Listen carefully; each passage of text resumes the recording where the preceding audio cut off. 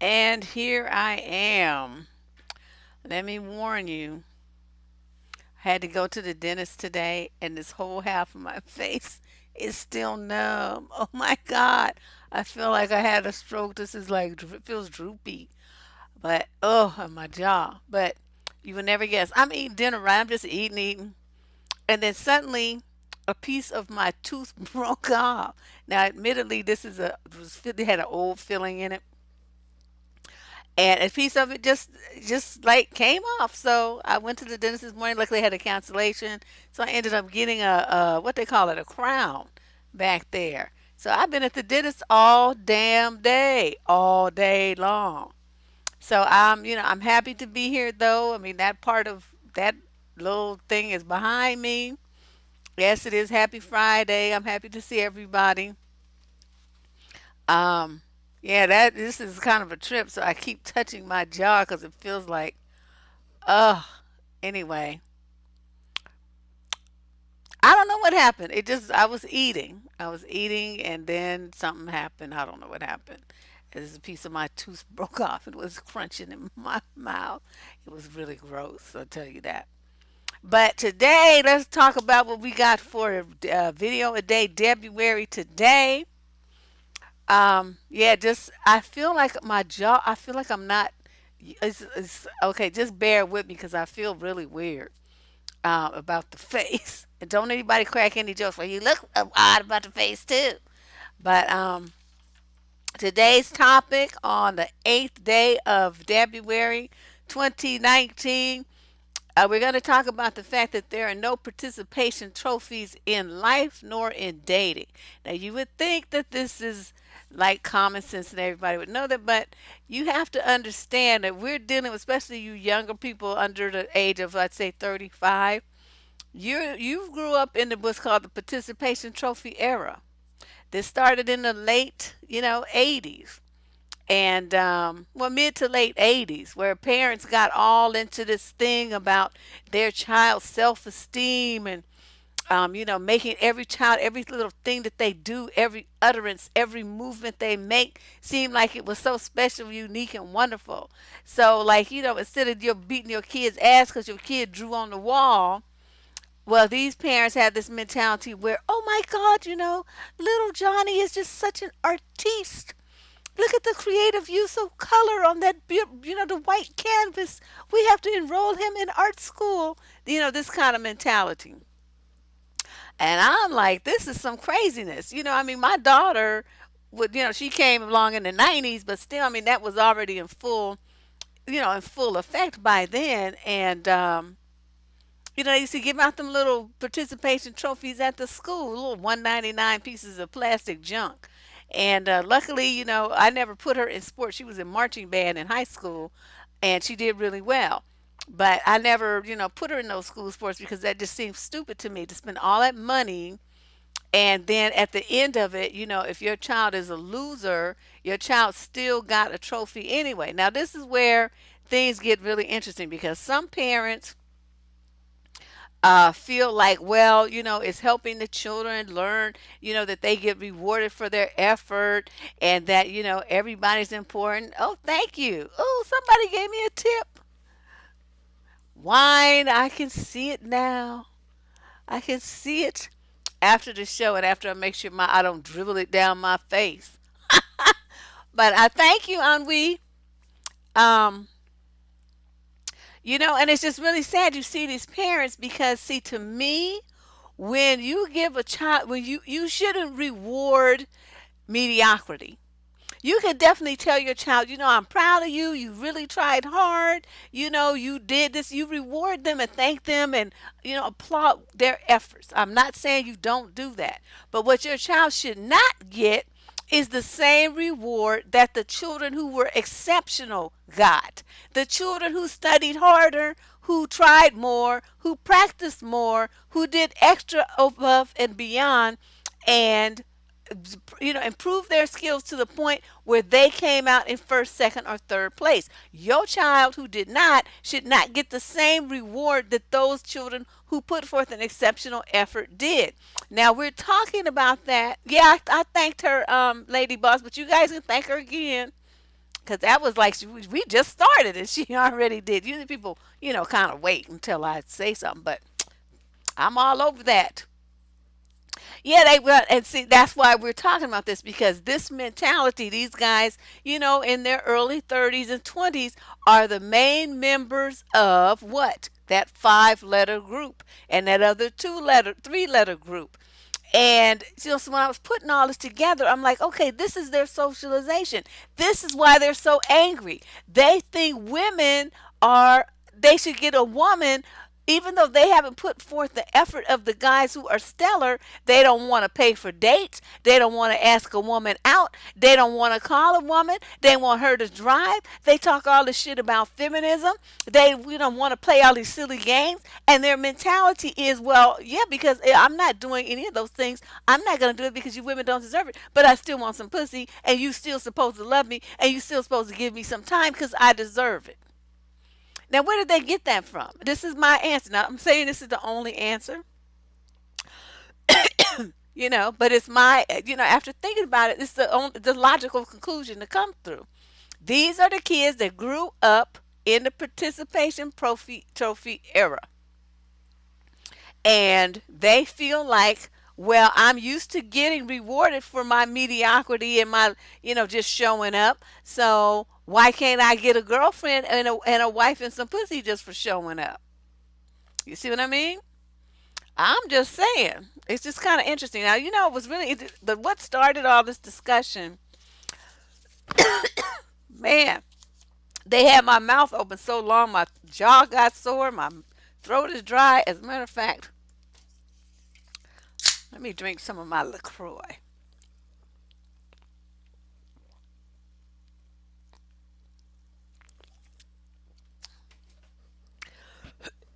Ooh, excuse me. Maybe that'll help. Okay, way back in 2015, this guy, let me see if I can find his quote. He was a football player and came home. He made a blog post about his little sons getting some kind of participation trophy. Here it is. Steelers linebacker James Harrison. He posted that he wouldn't let his sons accept trophies for merely participating in sports. In fact, when he found that they had participation awards, he had them sent back. He posted a photo of the 2 participation trophies on Instagram with the hashtag Harrison Family Values and had this to say. I came home to find out that my boys had received 2 trophies for nothing. Participation trophies. Well, I'm very proud of my boys for everything they do and will encourage them till the day they die. These trophies will be given back until they earn a real trophy. I'm sorry. I'm not sorry for believing that everything in life should be earned, and I'm not about to raise 2 boys to be men by making them believe that they are entitled to something just because they tried their best. Because sometimes your best is not good enough, and that will drive you to want to do better. Not cry and whine until somebody gives you something to shut you up and keep you happy. Now, that's the dad that understands what being a man is about. And in life you got to think about the human spirit. What is our thing? I mean, we're born with the instinct to survive, right? That innate instinct is based on resiliency and the willingness to overcome adversity, because the human will to survive is our strongest instinct. We will do anything, our body will do anything to survive. So when you have a situation where people are not trying their hardest, they're not being resilient, they give up, they just hold their hand out and expect to be given something that they want just because they want it, what is that? Where is their human drive and spirit? And how is a man who has that attitude going to attract a woman that was looking for somebody who's got strength and purpose and and drive and ambition, and who's looking to do better and to do more and to be greater and to be more of a man today tomorrow than he is today? Where would a woman be attracted to some loser ass, whiny ass, I'm just going to give up and you better give me what I want mentality, dude? They don't get it. They don't get it. And so I also wanted to, to do this and kind of walk women through. Like, if you have kids, especially if you have sons, be very mindful of this lesson that we're talking about tonight. You cannot reward your boys for mediocrity. You cannot reward them for things that they don't do well. They need to try harder and they need to do more because that's what the real world is about. Okay, you get out of school, you get out of elementary school, middle school, whatever. Okay, now you want to go out for the varsity team. Now you've been on the other things where they gave you participation trophies just for showing up, and you think you're going to get on the varsity football team and get a chance at getting a scholarship to college on a football scholarship, and you just show up. That's so not going to happen. And if you have that kind of son, you need to sit down and explain to him, well, when you were a little kid, they gave you those trophies. You didn't deserve them because you didn't do shit, just show up. But, they did it because they thought it was, cute. But you knew you didn't win. And you know that if you take that attitude to college and beyond, that you'll never win anything. And you need to just be blunt with your kids and tell them that kind of stuff so they understand. You about to transition away from that little protective bubble that they had you in to the real world where nobody gives a fuck.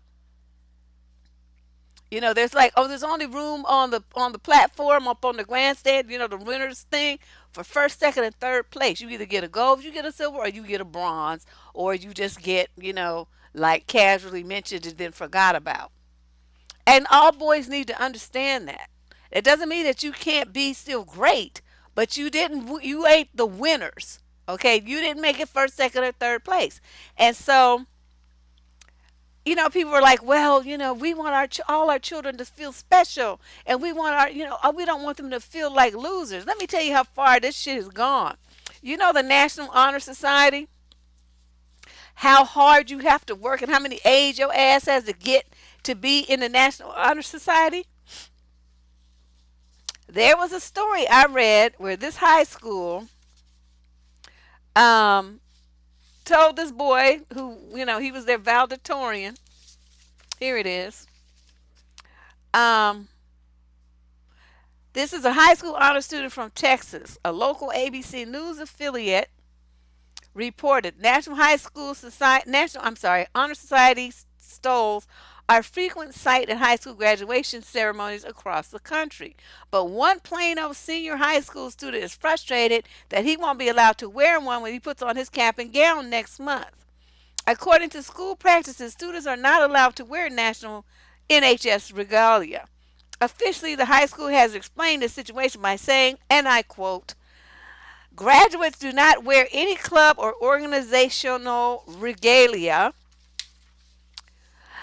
The National High School Honor Society rather claimed that school administrators want everyone to feel included in graduation and not single students out. But singled out and unincluded seems to be exactly what the National Honor Society student Garrett Frederick is feeling, particularly since he went the extra mile to perform the hard work necessary to become a member of the society. So basically what happened with this kid is they want everybody who was mediocre and who didn't try as hard as this kid to not feel bad about the fact that they didn't try as hard as this kid. And so he's getting punished for his wonderfulness, his extra striving efforts, his hard work, and his extra study.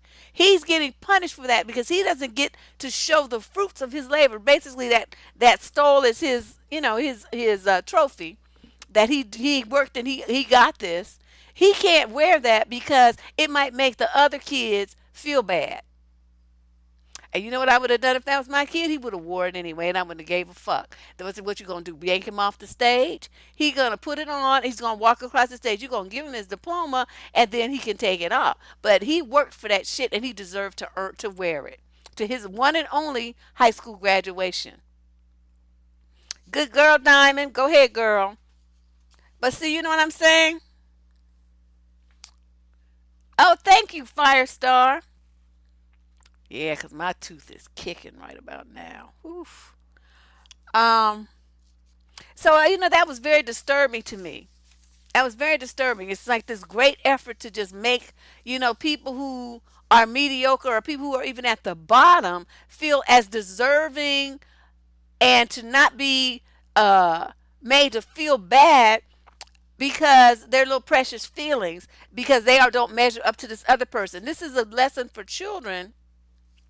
I just saw it. I thanked her. Um, I think what's more important, what parents need to start focusing on, is teaching your children, preparing them for the real world. That means sometimes you're going to fail. Sometimes you are going to try your hardest and it still won't be good enough. Sometimes your team is not going to do, a perfect performance and someone else is going to win. They're going to prove themselves to be better. What we have to do is teach our children that how to be graceful losers even after they tried their best, and how to learn the lessons from what they just tried to do that didn't work, and put together what did and then try harder the next time, and to keep trying until they become a winner. I have a quote here from Michael Jordan. Now, this man is like the baddest motherfucker in basketball. Okay, so he says, I've missed more than 9,000 shots in my career. I've lost almost 300 games. 26 times I've been trusted to take the winning game shot and I missed. I failed over and over and over again in my life, and that is why I succeed. See, but you got people in those groups, them groups that I talked about, that tried one time and just sit down, lay down, give up, join these online forums and rant and rave about what they deserve and how evil women are because women won't give them what they want. I just want you ladies, because we had some women who were somewhat sympathetic to them and, trying to understand. And I want you to make sure that you do what you are supposed to do with your children, your sons, to make sure that your sons understand that this is, it's unacceptable. You're not going to just sit on your ass after you claim that you try your hardest. You're going to try harder. That's what you're going to do. You're going to have a goal and you're not going to stop until you meet it. You are not going to sit there and pout and whine because you didn't get what you wanted and you think somebody's supposed to just give it to you in your hand because you want it. That's not going to exactly. You get one. There's one gold, there's one silver, and there's one bronze, and then everybody else is a loser. I hate to be so harsh, but that's the way it is. But do you ever see an Olympic athlete or team stop trying to win that gold? Because those are athletes and they are winners and they never fucking stop. But you got all these dudes who, they think that they because they tried one or two times and they didn't get the participation trophy that they wanted, that they could just give up. Why do you think they call these women who's like cream of the crop trophy wives? It's the same mentality. You think everybody gonna get a participation trophy wife? See, the mentality that these dudes have is so unrealistic. They're not even thinking clearly. Just not even thinking clearly. When you think about it, they all want to be considered winners. But and you think about who's at the top. The person who tried the hardest, the person who is in a leadership position is the person who is the best, the smartest, the most, got the most achievements, who can make the most money, like the head salesman, lead salesperson. What happened? They sold the most, widgets or whatever. So they won the sales thing. They're the head salesman. They're the sales leader, team leader, whatever. The CEO, the head cheerleader, the head coach, the team owner, the corporal, the generals. When you look at each position in life, there's always somebody at the front, and that person is deemed to be the one who is the best because that person worked for it. They have worked for it the hardest. They have the best credentials. They have whatever it is that they needed to get there because they didn't stop trying. And that's what's missing with these boys, and why they think that they should have a participation trophy woman. And I'm saying to, oh, my jaw is killing me. I'm saying to these dudes and to the women who, if you meet a dude who has this kind of attitude and he thinks that he's supposed to get you just because, like they give you attitude because you don't want, you reject them or whatever. Understand where that's coming from. And you might need to remind him that you're not a trophy and this is not, sixth grade and you don't get a participation trophy. You're not good enough. I mean, that's just the bottom line. And you need to try harder. And for women, it's like no woman is attracted to a dude who is weak and who gives up and folds and just sits down and gives up like that. We want a man who's gonna hit the road hard, especially if you black. Ain't shit we got easy. Nothing. Nothing easy. We got to be twice as good, twice as fast, and twice as smart to just get the shit that white people just get given to them. So what you think a sister who's striving and got is on her grind that hard is gonna do with some weak punk ass man who sits on his ass and scared to do anything? Yes, there. Yes, you do have to be competitive. You have to be your best. And that's exactly it. When you fail, that's your opportunity to rise up and try harder. And you can't give up like that. You can't give up. That's just an opportunity for you to do more, to do better, to try harder. Same goes with women. You might have messed up when you're young.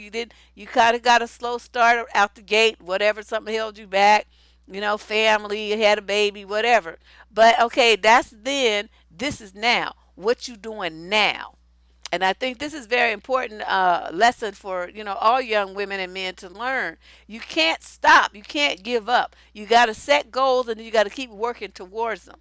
Now these dudes. Oh, my jaw is killing me. Um,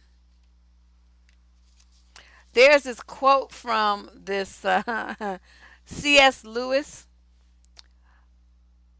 Uh,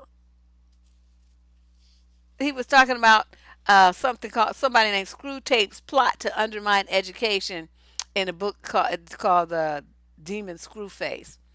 The quote is the basic principle of the new education is to be that dunces and idlers must not be made to feel inferior to intelligent and industrious pupils. Children who are fit to proceed to a higher class may be artificially kept back because the others would get a trauma. Beelzebub, what a useful word, by being left behind. In a word, we may reasonably hope for the virtual abolition of education when I'm as good as you has fully had its way. All incentives to learn and all penalties for not learning will vanish. The few who might want to learn will be prevented. Who are they to overtop their fellows? And I think if you've noticed, ladies, the resentment by these guys when they notice other guys doing better and getting more women. Instead of taking it as an opportunity to go up to those guys and learn from them, like in a mentor thing, it's like, okay, I see, women seem to really like you. You don't have any problem talking to women. You don't have any problem getting dates. You have a nice girlfriend. How can you help me get to where you are? I mean, what mistakes did you make that I might be making, and how did you overcome them? That would be the sensible thing to do, right? You see somebody who's got access, is successful at something that you want to do, who's successful at something that you want to be. Why would you hang out in a pool of losers in those 5 letter and those 3 letter groups who are all miserable, all lonely, and all mad because none of them got the participation trophy booty that they wanted? Why would you waste your time over there hanging around with losers who have given up and want to just bitch and moan and complain when you could go to the dudes who do have that, who have had success, who are happily married and partnered up with a girlfriend, who have children and loving, they got a great family, they got stuff going on. Why would you not go over there and talk to them? Instead, you be in the group with the losers, ranting and raving and putting those dudes down, calling them all kind of names like simps and losers and sprung, and I mean just a whole host of nasty names because they have what you want and you're jealous. Well, it is somewhat prevalent with the older ones, but it's more the younger ones. The ones that you see in those big groups are tend to be the young dudes. That's what I'm talking about. The older ones have a different. Their attitude is fucked up too, but it's different. But they're all losers, they're all losers. But my thing is, forget them. There's nothing we can do about that except you guys kind of, peep their game and avoid them. Don't feel like you can, that you can love them into feeling better about themselves, and something that you do or say is going to make them be a better man. It's never going to work like that. All you're going to do is exhaust yourself. You have to get a man who's whole and healthy mentally and emotionally and ready to hit the ground running and, be a true partner to you. Yeah, just wasting time with them. And that negativity feeds on itself. And so they get each other hyped up, and they get like churning like a whirlwind of negativity. And then they go out and try to meet someone. Don't you understand that women can pick up on that negative energy? We don't want to touch you with a 10-foot pole because we are very sensitive, emotionally sensitive beings and spiritually sensitive. And so your negativity exudes from your pores. The only way that you can do that, you got to change your mindset and say, okay, well, I fucked up. I got with that group, and that was a bunch of losers. Let me get my shit together and, try harder and do something different. Ooh, ooh, ooh, ooh, ooh, ooh. Hey, everybody. All the new people coming in all late. You guys gonna have to catch the first part of what I said at the in the replay. Oof. Mm, mm, mm, mm. I had dental work done today. That's why I'm sitting here looking so like forlorn. My mouth hurts, and there's nothing you can do about it. Mm. It's just one of them things. You just have to wait for it to finish hurting.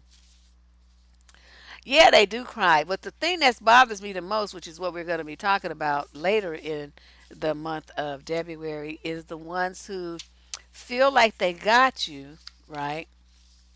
And then if they start mistreating you and you want to leave them because they're no longer treating you the way that they really should be, they want to, stalk you, and some of them want to hurt you, and others of them want to kill you because they feel like, you're the prize that they deserve, and that if you don't want to be with them anymore, it basically makes them feel like they're a loser, because the trophy that they got, which is you, uh, is going away. So now they don't have a trophy anymore, and so they're going to be upset and want to go and stalk you and all this old stuff.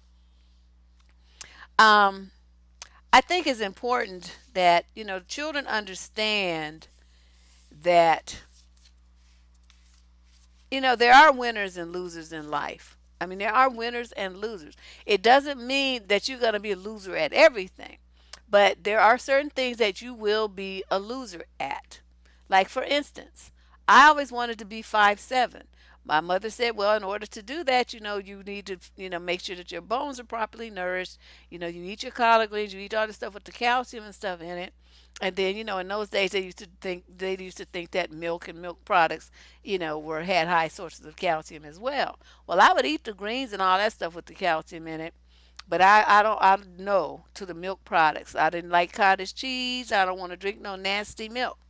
So in my mind, I made a choice, and so the goal that I had, I'd never reached it, and so my goal of being 5'7", I failed at, and I have no one to blame but myself, because all my cousins are way taller than me. I mean, I could be 5'8", 5'9", 5'10", and then here's my short little 5'4.5" ass, and so I mean, sometimes you have to just, take that L and still go on. Okay, but because I'm only 4 and 3/4, whatever it is, I that doesn't mean I still can't go out and be a winner at plenty of other things.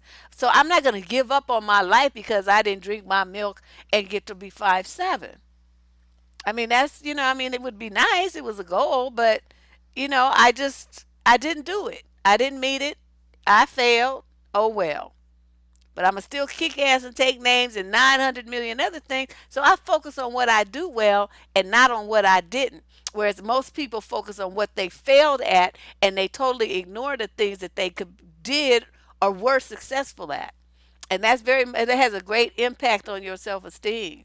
Oh, I don't feel bad because I feel like I'm a perfect height because, shorter dudes could like you as well as taller dudes could like you, and I don't have to feel too bad about either way.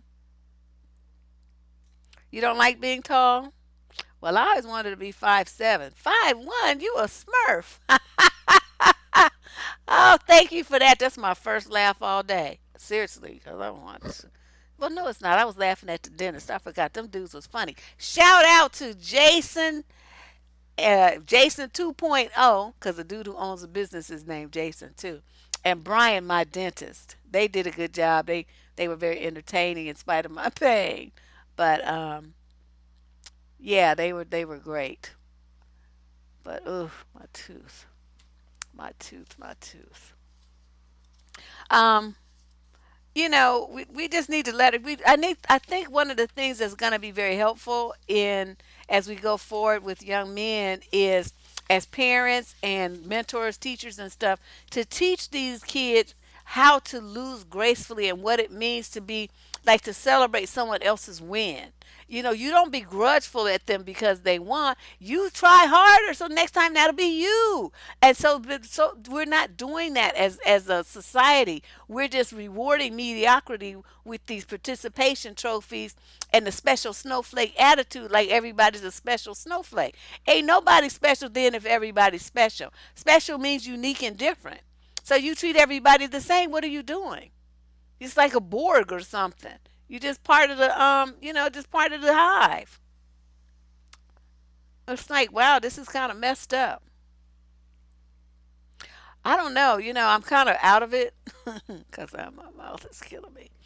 I did want to address this though because it's not. This is not life. This is not real life. You're gonna lose in life sometimes. You're not gonna be a winner all the time. Yeah, honey. Then I'm supposed to do some live tomorrow and the next day too. Oh, I think I'm gonna take a pain pill tonight because this is kicking. This is kicking. At least I'm starting to get the feeling back in my lips. That's a good thing. So, anybody have any questions? I mean, have you guys run into dudes like this? You understand what I'm talking about? That have this attitude like they deserve something. Like you just need to give them a chance. You have to um, it's not fair that you reject them. Have you ever heard any kind of things like that coming from the lips of guys that you've been dating? Usually people come on after the video and they post it underneath in the comment section, they share their stories. That's fine too. You could do that too. But I just want to see if somebody who's here right now had a story to share along those lines of getting of feeling like this guy was. Oh, you do? Well, share your story, SS. Tell us about it all the time. Oh my, that's not good. That's not good. We got to teach kids to be graceful losers. These young men are just wilding out, and they're taking their anger out in violence towards women and girls, and that's you got to get them while they're young. And I'm really not a fan of this participation trophy thing.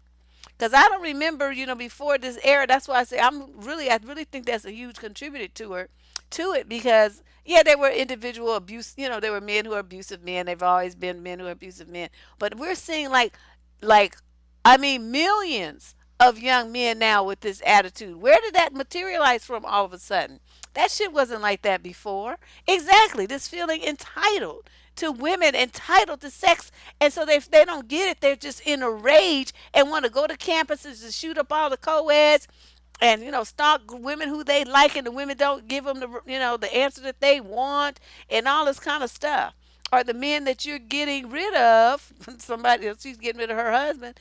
They're just livid that you have the nerve to leave them, and then they want to do the murder suicide thing and all this old shit. I'm like, this something's got to change, but I'm thinking, part of it is bringing this to the attention of people who are parents, grandparents, aunts and uncles. If you see these attitudes in the young men in your family, Please take a moment to address them and teach them, give them a lecture about sportsmanlike conduct and how life is a competition. You know what I mean? And you ain't going to always win. You're not going to always get what you want. It's not going to always come out exactly the way that you want it to. But that's how you teach resiliency. And I see that's what's missing in a lot of children today. They don't have any. They have like one plan and they have one act show. And when that show doesn't work the way that they want it to, they just fold up and fold, go into drugs and go, into video game land in the basement and stuff, and then they just like give up on life. And that's terrible. It's terrible.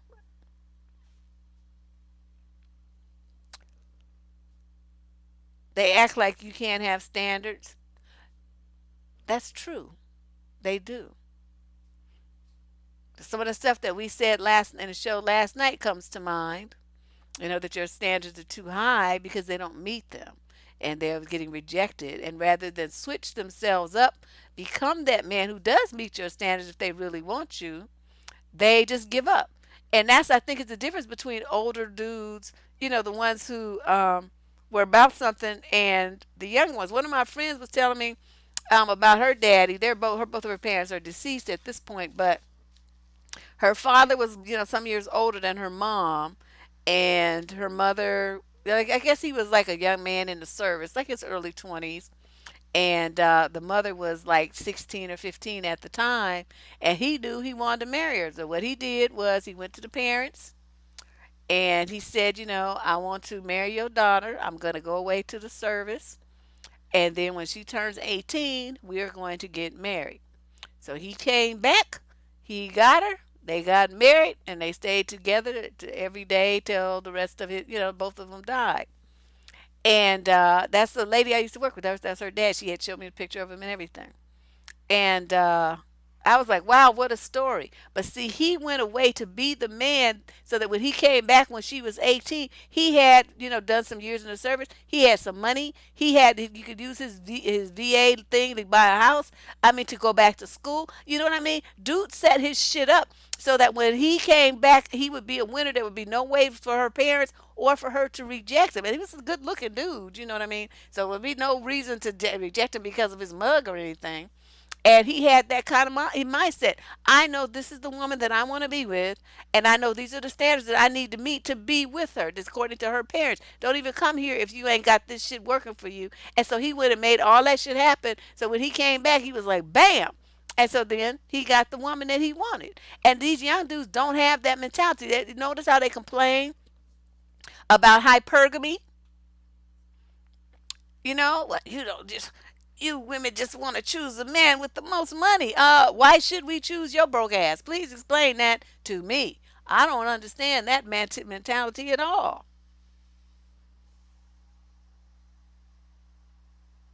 You wouldn't want a man. It was disturbing to me to be that egotistical. Oh wow.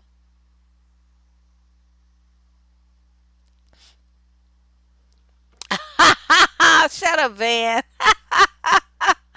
Ah, yeah, they do think they're the prize, and that's really unfortunate because there's just too many of you that want women. So it's like you gotta, and most men are kind of mundane and mediocre. So if you really want to stand out from the pool dudes, you have to be exceptional. That is why there's the guys who are winners are the ones out in the front of the pack. I told you, my daddy was the one who told me, if you ain't in the front of the pack, all you seeing is somebody else's ass. And so that's you guys want to be in the back complaining and whining about the dudes in the front getting all the women. Whereas, you're not trying to do anything. You look like a bum. You haven't showered in a week. Your hair is greasy and oily. You got zits all over your face, moobs and shit. You got a belly and everything, and you don't look cute in the face. You dress like a weirdo, and you smell, and you don't have no conversation. And you think you can bring that package and compete with a dude who's got a college degree, who knows how to speak to people, who's well groomed, tall, fit, in shape, got a great job, a nice car, his own place, and a nice family, and he knows how to talk to women and show women a good time. You think there's any comparison? You think a woman looking at the two of you is going to choose you just because you want her to? That's so not going to happen. You're gonna be alone the rest of your life. But it's like they don't want to compete. I think that's why they complain about hypergamy so much. Because if you really think about what hypergamy is, it's like men presenting themselves and their wealth, education, what's going to benefit a woman and a family. Like children, any children they may have and stuff. What's going to benefit? Why would that woman choose him as the best suitor and provider? That's what hypergamy is all about. So if you have guys who don't want to do that, that means they're eliminating themselves from the dating pool from a woman who wants a man who is a provider for herself and her children. And so if you're not even in the running, you're not even on the bench, you're not even in the field. You're just all over there somewhere, and then you mad because nobody's noticing you and nobody wants you. These dudes are trying; they're putting forth their best effort to try to be a winner, and you're not. As what you complain because you want a participation trophy. See, that's what I'm saying. That's the mentality. No matter what anybody says, you're not gonna convince me any different because that's fully the idea that they have, that women are a participation trophy that they deserve just for showing up, no matter what they look like or how little they try. Yeah, they don't. I don't think they want to compete anyway either. They just want to get the participation trophy. Like I said, they're used to doing that. They see everybody else did it while they was growing up. But people did was put on their uniform and go sit on the bench. They didn't really try to do anything, and they still got a trophy at the end of the season, just like everybody else. So see, that's bullshit to me. Women help pay the bills, work full time, and look like Beyonce. Yeah, well, good luck with that. Good luck with that. So, I don't know, you guys. I don't think I can make it to a whole hour. I'm about to die. But I did want to put that out there for you guys to think about as you start, as you go through this dating. This goes for the men who are listening primarily, and especially for the young ladies. Um, and he said, "Where's your man?" Ugh. I know my little cousin saw that one time, like this dude had given me. We was out. I forgot where we were. She's like 18, and this guy was like, "Oh, give me your number. I mean, I give let me give you my number and stuff." And so I took it. And then we got in the car and we were driving down the street, and I rolled down the window and let the thing fly out the window. And she was just looking horrified, and she's like, "But aren't you gonna call him?" I said, "No. Why would I call him? I'm not interested in him." And she just looked at me like stunned, like, how could you? But he's gonna be expecting you to call me. I'm like, people in hell expect to get ice water too. Do they get it? I mean, what you want from me? I'm not interested in him. He like pushed his number in my hand and stuff, so I took it just to shut him up. But because I don't want to sit there and go back and forth with some nignog about why I don't want his number. The quiet, simplest way to escape was to just take it, and he was all happy because I walked away with it in his hand. And I tell you, we got out the parking lot from the mall, and we went down around the street, and there's like this road. Um, to go to their house uh, by the Air Force base. What's that? Air Force Road or whatever the name of it. So we down that street. It's a good little clip. You can go about 40 miles an hour or something. Rolled down the window. Boop. Flew it out. Flew it away. I'm just not. I wasn't interested in him. You know. But that's the first time she ever saw anything like that, and so she was all affected by my bluntness with it. I'm not interested in no clown that's gonna try to pick me up at a mall. Come on now, what do I look like, 16? That's like so trifling. Oh my God, acid wash face. You know what, lady boss? Let me throw some X's up on you. Ah, yeah, they have, and that's part of this. Oh, let me say, I said they have. Okay, this girl Betty typed that. That's part of the problem. Men have gotten used to women doing the most just to have, a piece of a man, and that's something you ladies need to think about. Um, because that is true. This mentality like you're less of some kind if you don't have a man on your arm has come full circle, and now So to the point where these guys have heard that so much, and that's been the overwhelming mentality of the women that they've interacted with, that they actually have come to believe that they are a special snowflake just for showing up. And you ladies, go through all these conniptions to deal with them, and even though the guys aren't worth 2 cents on credit, so they feel like they don't have to do anything because all they have to do is show up, and they're still gonna get love, they're still gonna get sex, they're still gonna get home cooked meals, they still gonna have somebody fussing over them and worrying about them and giving them companionship and talking to them and all that stuff. And all those men who don't bring anything to the table, even though that's their favorite line now, I want to ask women what you bring to the table. Any man who asks you what you bring to the table is a motherfucking fool. Get rid of him immediately. He got the shit twisted. See, this is the kind of stuff I'm talking about. They got their role reversal. And so they're not worried about her hypergamy. They're worried about what they can get away with doing or not doing, and you still be there. I'm like,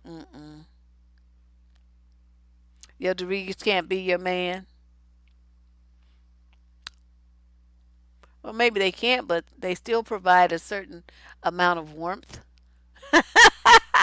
because they provide a nice big paycheck. Yes, Air Base Parkway. Thank you.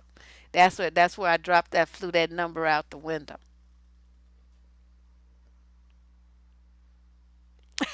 And just like let it fly. I hope somebody found it. That's what I say too. I don't bring a fucking thing. I mean, well, so what you want? What you want from me? I mean, I'm not even going to answer that question. I'm not going to entertain that question. I suggest you not either. And any man who asks me that is immediately crossed off my list. I don't care what he looks like, what kind of things we have in common. I don't even care because that's coming at me. You like a little bitch, and I don't like bitch made men. Can't do it. So when they come with that, well, what you bring to the table? It's like nothing. I don't bring fucking things. I not nothing. Well then, why should some man want you? I don't no clue. Well, this, and so then they get like I guess because they're looking for you to start providing answers and get all defensive and try to win them over and tell them why they should pick you. Right? They used to the pick me type of women. I'm like, oh, I'm lost interest in this conversation. I start looking around. Who else is in here who might have better sense than you? Because you are dumb. Yeah, I'm just saying, I ain't bringing my uterus too. He don't get no access to that because then that means he's got his body parts up in me. No, you don't get nothing here. Nothing. Nothing. I'm like dust talk.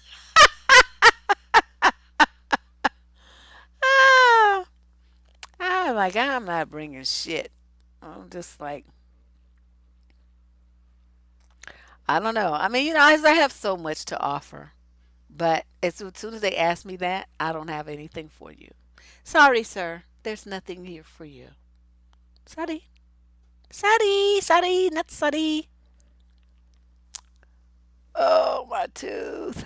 Uh, I have a $1,200 tooth in my mouth. I just want you to know.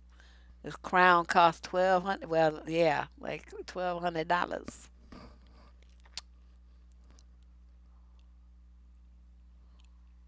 Hmm. So, yeah,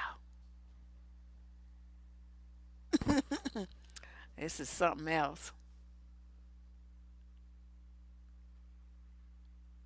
Hmm. I feel something going on with my other tooth at the top. Oh my God, what is wrong with me? This is horrible. I think you guys, I'm going to uh, sign off because I'm in such pain right now. I can't even think. I'm going to hope that this ebbs away and that I feel better tomorrow. Because we have on what are we talking about tomorrow? Tomorrow I want to talk to you guys about your dating limits and your deal breakers. And those of you who don't have them, we're going to talk about how you need to get you some. Because women spend too much time hanging on, trying to work it out and doing all this stuff. And, at a certain point, you have to understand when a man has crossed an irreversible line, and then you have to get rid of him. But the problem is, so many of you don't have irreversible lines. You don't have no lines. A soft line, a hard line, no lines at all. You just let them do whatever they want to do, and you just hang on and on and on. And we need to address that. I'm not sure where that mentality comes from, but I want to talk about that tomorrow and kind of, get you thinking about uh, some things that you maybe have taken in a past relationship. A clove. Oh, I don't know if I have any cloves. Um, that you may have taken in a past relationship that in retrospect you realize you should not have. And and then for those of you who maybe, you're new to dating or you're just getting back out in the dating pool after divorce or breakup, it's time to start. You got to kind of put your game plan together about what kind of things you're flexible on and what is the absolute bottom line. You have to have those. You have to have those. Yes. Yes, Rena. Rena's that's my girl. And Lady Boss and Van. Oh, y'all. I'm glad you guys came out. I'm really sorry that, yes, it's not infected. It's just, that they were just digging in my gums and shit, and so it's just hurting. Um, and, it's a little inflamed, I think, from all of that. So I'm going to, kind of ice my jaw a little bit, take some painkillers, and lay my ass down. And then so I can be here tomorrow because we got some work to do. And then on Sunday, if you guys have time to come back for Sunday, we're going to be talking about the 15 character traits that I think that all adult women should have in 2019. It's going to be way different than what your mama may have had, in the 50s or 40s or even the 60s and 70s. For those of you who are younger, we there's some things, some traits that you need to possess if you're going to come out on top and be a winner in our current society. And I want to share my thoughts with you about that as well. So that's gonna be it for me for tonight. Talking about these little dusty dudes expecting to get a participation trophy for just showing up empty-handed, empty-minded, empty pockets, just empty of anything of value, and think they're gonna become a winner just for just showing up in your life. Oh my God, just unbelievable. Yeah, so I'm gonna let my mouth rest. I've been running it for the last hour, and I think that's enough. But I love you guys. Thank you for coming and sitting in with me and suffering with me. It makes me actually feel better. I'll see you tomorrow. Okay? Enjoy the rest of your evening. Bye bye.